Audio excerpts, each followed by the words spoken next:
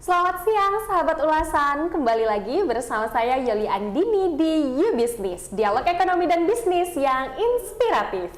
Dan di episode kali ini kita sudah bersama dengan seorang pengusaha muda dengan bisnis kreatif di bidang games, yaitu ada Ivan Baba, owner Klub Sukaria. Halo Mbak, gimana kabarnya? Halo Yoli, baik-baik. Kita hari ini senang sekali karena bisa langsung dapat informasi, lalu juga bisa sharing-sharing cerita sama Baba nih terkait dengan kisah inspiratif dari adanya Klub Sukaria. Nah, kini langsung aja nih, Mbak. Boleh nggak sih ceritain langsung ke sahabat ulasan, sebenarnya Klub Sukaria ini bisnis di bidang apa sih gitu?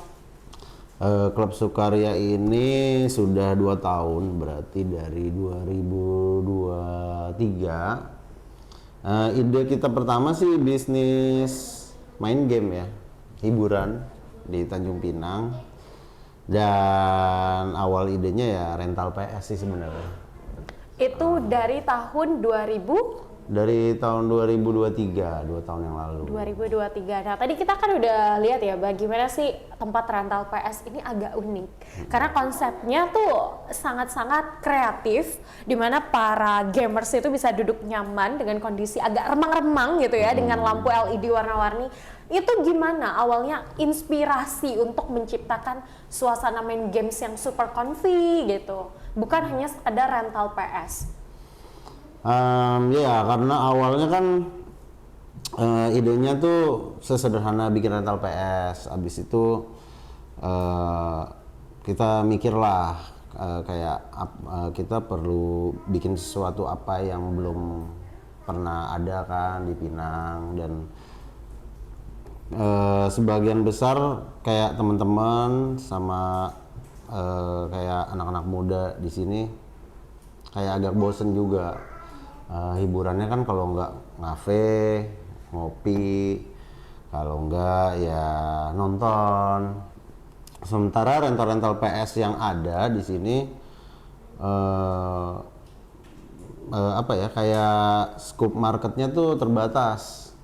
Dia kan kebanyakan yang main-main game bola doang, terus cowok-cowok. Nah, kita pas itu mikirnya gimana ya biar ada sesuatu yang baru, marketnya juga lebih luas.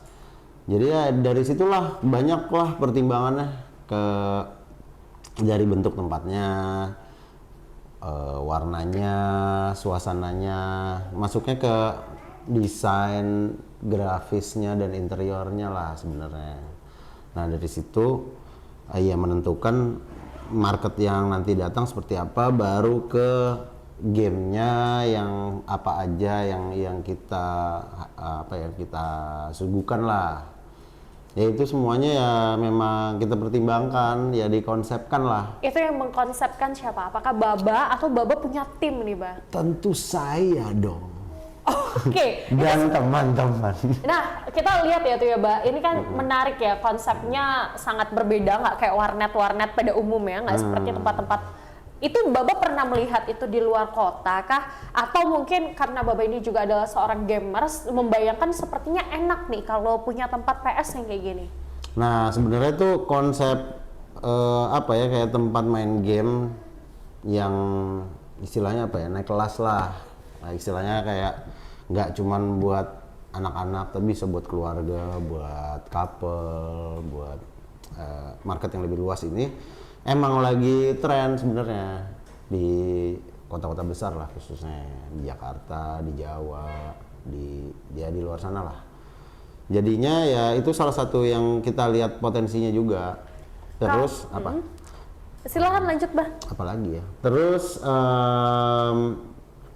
ya itu mencoba meraih pasar yang lebih besar. Jadinya kita harus mencari keseimbangannya nih. Jadi gamers bisa masuk, yang non gamers yang baru-baru mau coba main juga nggak takut lah untuk datang. Nah, tapi kan tadi kalau misalnya Baba bilang Baba itu terinspirasi dari kota-kota besar nih kayak Jakarta yang memang udah hits ada games tersebut. Nah, apa yang pada akhirnya membuat Baba membawa ini ke kota Tanjung Pinang? Apa nggak takut nih, Ba, awalnya nggak laku, tapi kan memang sekarang mendapatkan antusias luar biasa ya, Ba ya? Nah, ini pertanyaan menarik juga nih, Saudari Yoli. Oke, silahkan, Ba. Karena sebenarnya iya, aku sendiri kan sebenarnya bukan asli Tanjung Pinang. Aslinya dari mana nih? Wah, ini jadi balik kan, apa kilas dulu? Iya, silakan. Aku sebenarnya aslinya tuh kampung halamanku tuh di Bali. Habis itu pindah ke sini tuh udah 10 tahun 2015. Tahun 2015 lah. Benar kan? Oh iya benar. Ya pas sampai sini itu pastinya pandangan dari aku dari sudut orang luar Pinang. Pasti kan mencoba mencari tahu ya di Pinang ini pasarnya gimana sih, potensinya apa, Tapi memang basicnya sudah pengusaha. Iya, sebelumnya ada usaha tapi F&B, bantuin keluarga. Jadi keluarga aku tuh emang ya pengusaha sih. Aku juga kayak mungkin 10% dari hidup aku lah kerja di kantor. Sisanya usaha dan bantuin keluarga gitu. Nah, tingkat ceritanya ngelihat market di sini tuh banyak juga tuh masukan-masukan ataupun cerita-cerita dari teman-teman di Tanjung Pinang ini. Jadi kayak, aduh Tanjung Pinang nih susah lah, beda sama Batam. Kalau di sini tuh daya belinya kecil, yang penting harus murah kayak gitu. Pernah dengar nggak sih? Pernah mendengar seliweran seperti itu. Pernah kan, jadi kayak salah satu momok lah buat pengusaha atau yang mau bikin bisnis ini gitu. Apalagi kayak usaha di Pinang tuh booming sebentar, abis itu tutup, redup, ada yang baru nanti pindah lagi kayak gitu-gitu kan. Nah, sementara mungkin dari 2016 sampai sekitar 2020 ya, zaman Covid itu, sebelum Covid itu seingat aku tuh emang Pinang tuh cukup signifikan sih ada perkembangan di pasarnya. Khususnya nggak tahu ya, dulu inget nggak ya, mulai banyak coffee shop tuh baru buka. Terus kayak daya beli di Tanjung Pinang itu, aku sendiri sih merasa, wih ternyata Tanjung Pinang itu punya daya beli cukup tinggi ya. Terus dan orang-orang di sini juga pelan-pelan ya, setelah 5 tahunan aku di sini tuh, aku merasa mitos-mitos yang tadi itu seperti itu tidak benar gitu. Jadi kenapa lebih bukan ke masalah marketnya, tapi pengusahanya yang tidak konsisten kalau yang aku lihat justru. Kayak kadang-kadang buka, nanti tutup, terus produknya juga tidak konsisten, jadinya membuat baru buka rame, abis itu tutup lagi, kayak gitu-gitu. Kalau pasarnya malah aku lihat di Tanjung Pinang ini cukup loyalitasnya tinggi, konsisten, dan mereka tuh justru sangat peka terhadap kualitas dan harga gitu. Jadi bukannya hanya murah, tapi kalau kualitasnya bagus, mereka berani untuk mengeluarkan lebih. Untuk spending sebenarnya. Jadinya di sanalah ya tadi pertanyaan Yoli itu, kenapa kok yakin sih pakai konsep yang baru dan lebih besar ini? Ya karena mungkin pengalaman di sini ya, hidup di sini, dan jadinya yakin bahwa ada trust lah ke pasar di Tanjung Pinang ini. Bahwa Tanjung Pinang ini emang sebenarnya orang-orangnya tuh sudah menunggu gitu, kayak kapan nih Tanjung Pinang maju. Dan tapi begini, ketika kalau misalnya coffee shop itu merupakan kebutuhan orang sehari-hari karena memang membutuhkan kopi, kalau games itu apakah menurut dari pandangan Baba ini adalah kebutuhan yang akan dicari setiap hari, makanya Baba berani, atau mungkin Baba punya alasan tersendiri nih? Games itu ya menurut kita tadi kan disebutin tuh salah satu alasan kuatnya karena di sini tuh kekurangan opsi untuk hiburan sebenarnya. Oke. Jadi kan banyak yang bilang, aduh aku bosen nih tinggal di Pinang. Kerjaan tiap hari ngopi aja. Kalau nonton juga lama-lama bosen. Udah itu aja. Dulu kan zaman biliar belum ada. Terus ya game center kayak kita gini yang lebih umum juga belum ada. Kebanyakan ya paling rental PS buat main bola gitu-gitu aja, yang cowok-cowok kayak gitu. Nah, kalau boleh tahu di Klub Sukaria ini selain kita bisa main games, itu apalagi sih Mbak yang mungkin layanan yang Baba tawarkan? Nah, kalau dulunya sebenarnya awalnya itu memang game aja, khususnya PlayStation kan, PS. Cuman kita tawarin kan PS yang baru tuh, PS5. Selalu update ya? Iya, terus online, terus semuanya gamenya asli, jadinya update lah.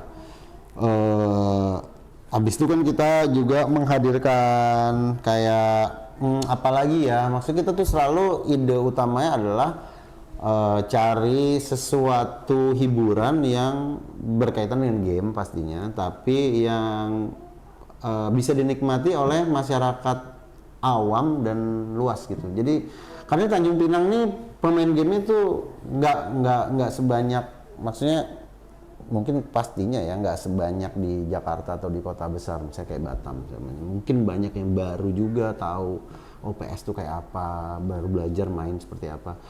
Jadinya emang ya kita cari produk-produk yang lebih ramah terhadap masyarakat yang awam khususnya.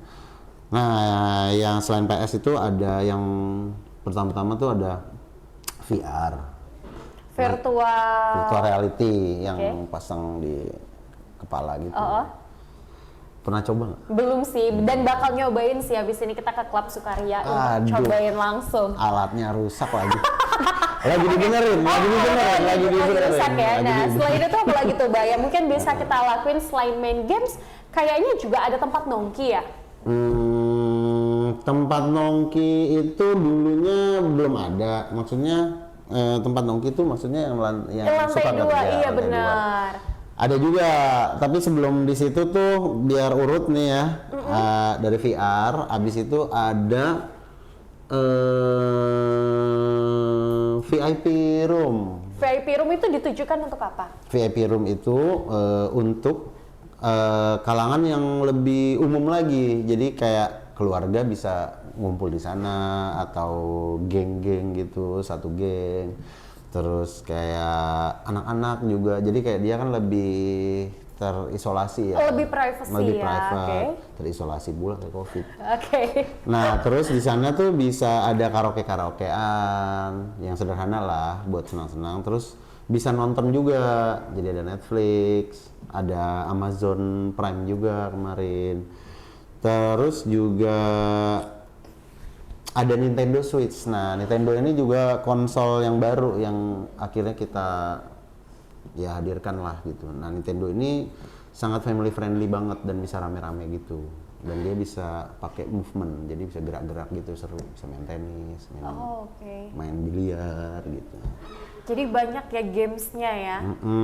Nah, terus setelah itu barulah ternyata juga banyak yang datang dulu itu sebelum kita buka di lantai 2 ada namanya kedai suka kerja. Itu masih bagian dari klub Sukaria ya? Apa gimana tuh, Bah? Beda sih sebenarnya, kayak yang punya itu beda. Tapi manajemennya bukan satu manajemen juga sih. Tapi masih ada aku di situ, jadinya masih ada hubungan lah. Tetap aku yang mengelola juga.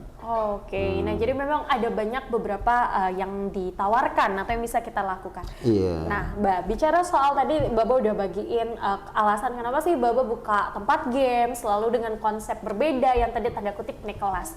Sebenarnya kalau kita menjadi seorang pengusaha, Mbak, dalam menentukan pilihan ya, Mbak ya. Bisa dikatakan pilihan atau mungkin jenis konsep usaha itu apa sih, Mbak, yang menjadi pertimbangannya gitu? Ya itu mirip dengan menentukan pilihan hidup. Ya. Iya betul sekali, silakan. Perlu kebijaksanaan yang tinggi ya. Ya sebenarnya gini sih, kalau aku pribadi sih sebenarnya nggak punya sebuah teori atau pelajaran yang khusus atau belajar dan berguru di mana. Cuman emang kadang tuh aku juga sering dengar kayak apa ya, konten-konten di luar yang ngajarin tentang pengalaman bisnis gitu-gitu. Cuman apa ya,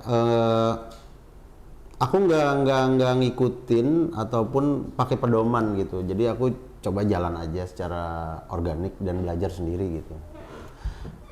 Tapi memang dari yang aku jalanin ini, yang aku dapat sih pribadi, beberapa tuh cocok dengan pedoman-pedoman yang ada di yang pernah jadi apa ya, kayak tips and trick bikin usaha gitu-gitu.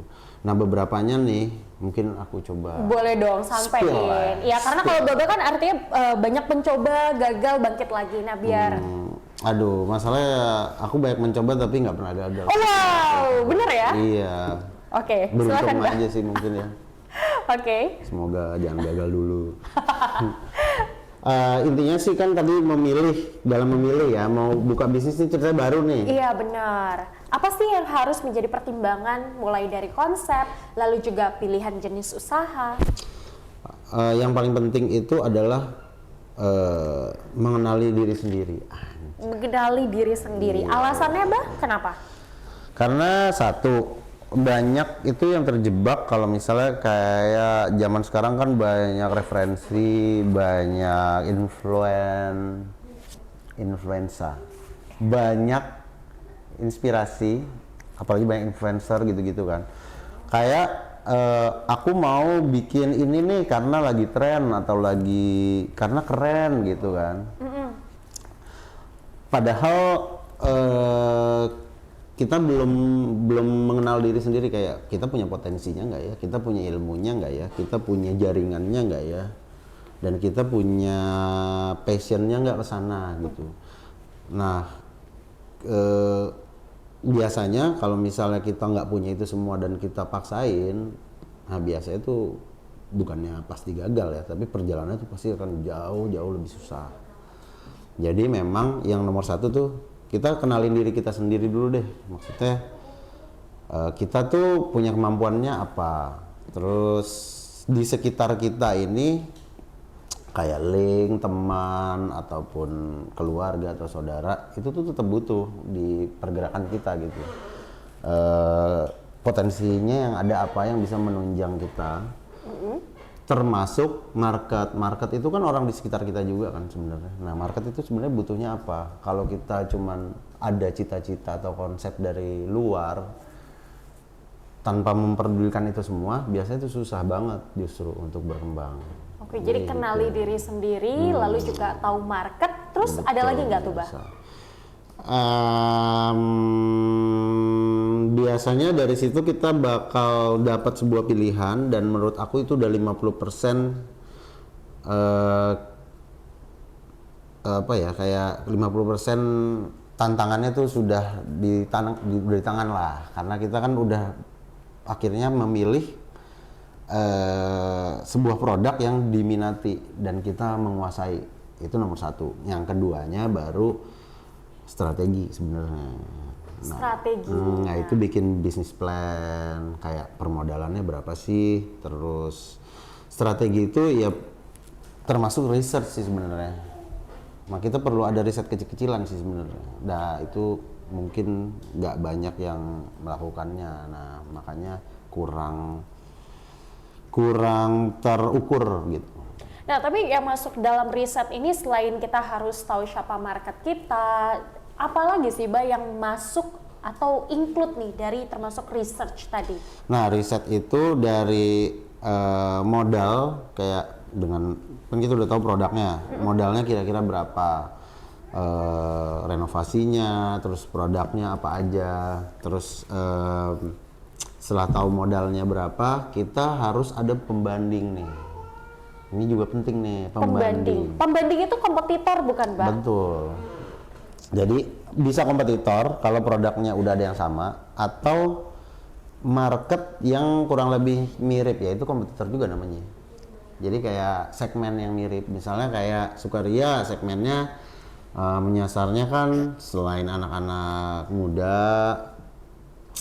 keluarga muda, terus kayak couple-couple yang mau butuh suasana baru dalam memilih dalam PDKT. hiburan ya. Iya, dalam memilih hiburan. Hiburan. Nah itu kita petakan aja kemana aja sih mereka.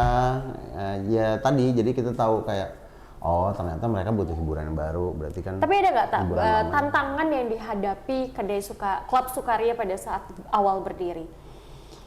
Tantangannya sebenarnya sih lebih ke karena banyak yang awam, jadi kita harus lebih menggandeng aja sih. Oh main tuh seperti ini, menikmatinya. Karena kalau misalnya dia nggak ngerti cara mainnya, akan frustrasi dan nggak dapet senangnya dan serunya tuh di mana gitu. Jadinya itu yang harus kita ini.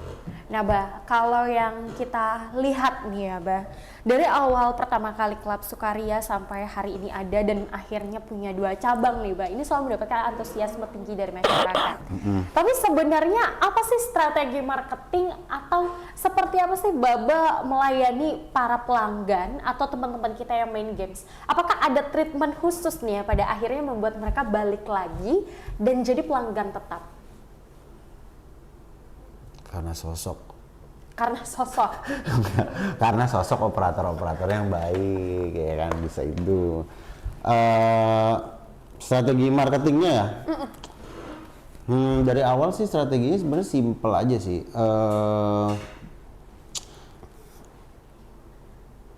Sebenarnya balik lagi kayak ke apa yang bisa kita berikan ke customer kita sih, kayak mereka maunya apa gitu, Mengikuti kemauan customer. kadang ini balik lagi ke yang tadi ya, kayak setiap kita melakukan sesuatu tuh jangan maunya kita sebenarnya, tapi kita harus melihat dengan jernih dulu diri kita, sekitar kita, jadi kita tahu di tahap mana kita harus melakukan sesuatu gitu. Jadi kayak misalnya kayak marketing itu strateginya tuh ada, tapi sebenarnya lebih ke fleksibel dan adaptif ya, karena kita ngelihat perkembangannya sampai mana sih customer yang di sini. Misalnya orang-orangnya baru mulai belajar mencet controller aja belum lancar, tapi kita udah bikin turnamen misalnya gitu, kan nggak pas kan. Jadi kayak ya kita perbanyak kayak komunikasi sama customer, mereka tuh butuhnya apa dan segala macam. Misalnya kalau mereka belum ahli-ahli banget untuk main suatu game, ya kita nggak perlu bikin marketing yang kayak bikin turnamen besar atau apa. Kita bikinnya turnamen-turnamen persahabatan kecil untuk pemula-pemula. Terus juga lebih ke kasual, misalnya apa ya, kayak misalnya ada couple-couple atau beberapa teman-teman yang main di sana, kita bisa tiba-tiba bikin kompetisi dadakan. Jadi ya mencairkan mereka dulu lah. Cuma lama-lama emang tambah kesini dari kayak geng KSR ini, sebutannya geng KSR. Apa tuh KSR? Geng KSR tuh geng klub sukaria. Oke, ada gengnya itu adalah sebutan para customer. Iya, Yang membuat garis mereka keras tuh. Oke, nah ini kayaknya salah satu tips marketing juga ini dari Baba ya, membuat customer seolah-olah menjadi teman, biar balik lagi. Iya, dan emang customer itu sebenarnya ya adalah teman sih, iya kan. Jadi kayak, iya nggak sih? Iya sih, benar Iya sih. kan? Iya, jadi Iya. serasa main ke rumah temen tapi versi bayar ya, tetap bayar. Iya, tetap bayar lah. Kan teman yang baik adalah teman yang membayar. Nah, Mbak, tapi sekarang kalau kita lihat hari ini udah mulai banyak nih tempat rental PS. Kemudian ada nggak yang membedakan pada akhirnya seperti apa sih Baba ini bertahan di tengah persaingan yang cukup kompetitif nih tempat rental PS? Ya sebenarnya kalau persaingan gitu sih, kalau aku sendiri sih kayak nggak merasa kayak, ada yang buka nih, jadi merasa insecure atau jadi malah musuh nih atau apa gitu. Sebenarnya sih nggak ada masalah dan suka-suka aja, dan malah penasaran kayak yang lain nih bukanya pendekatannya seperti apa ya gitu. Dan aku sih maksudnya percaya bahwa ya masing-masing tempat itu ya harus punya karakter sendiri sih, dan cara menghandle kayak berteman lah. Kayak misalnya Yoli punya teman, aku punya teman, masa Yoli punya teman baru terus aku insecure gitu kan. Jadi kayak berarti ya emang Yoli punya temannya sendiri, aku punya teman sendiri. Tergantung kayak siapa yang lebih banyak teman nih, misal dalam bisnis kan, siapa yang lebih banyak orang percaya sama kita, ya tergantung pembawaan kita gitu. Makanya ya ini ke tahap selanjutnya lagi sih, kita sebagai tim ini kan sekarang Sukaria udah lebih banyak nih, kayak yang kerja aja udah mau 30 orang. Sudah 30 orang menyerap tenaga kerja lokal ya, Mbak ya? Ada juga yang dari Eropa ya yang kita bawa. Itu langsung dari Baba ya kayak? Iya enggak, ya maksudnya gimana caranya kita bisa satu energi sebenarnya, sama maksudnya satu visi, bahwa kayak kita style ini customer teman, terus kita peka, terus kayak kebersamaan, kayak kita mau bikin apa lagi sih selanjutnya, ya itu mungkin yang membedakan satu bisnis dengan yang lainnya gitu. Nah, kalau Baba ini kan sebenarnya pengusaha, tapi juga langsung terjun bersama dengan tim ya, menjadi ketua tim. Kalau dari Baba sendiri, seperti apa sih pendekatan dengan tim-tim agar menyamakan visi tadi? Karena kan beberapa usaha itu banyak yang bubar juga karena antara ownernya nih sama timnya nggak satu visi nih, Mbak. Kalau Baba seperti apa? Iya sih, khususnya nah itu yang bikin banyak tutup buka itu juga masalah dari apa ya, internal ya, Mbak ya? internal dan masalah manusia lah sebenarnya kan, konflik atau segala macam. Ya itu sebenarnya sama lagi sih sebenarnya. Tadi tuh satu rumus tuh buat semuanya. Ya kita balik lagi, jangan apa yang kita mau sebagai owner ataupun nggak boleh atasan. egois. Ya, maksudnya Mendengarkan. iya, kayak kita lebih banyak mendengarkan, lebih banyak mereka maunya apa sih segala macam, tapi tetap menjaga sih sebenarnya koridor-koridor mana yang berujungnya ke toksik atau negatif, yang mana yang baik. Tapi semua orang tuh sebenarnya sih tujuannya pasti baik sih. Jadi ya tergantung kita kebijaksanaan masing-masing lah, gimana supaya kompak. Yang pasti komunikasi, terus kekeluargaan. Tapi biasanya komunikasi kekeluargaan oke. Ada satu lagi tapi yang paling penting. Apa? hukuman enggak sih, enggak sistem ataupun standar kualitas yang memang cara kerja yang harus ditegakkan gitu. Membangun sistem. Iya, sistem kerjanya itu sih. Oke, nah kemudian Mbak sekarang sudah punya 2 cabang dengan jumlah 30 pegawai. Tentu Mbak sendiri menyangka nggak ada di tahap ini?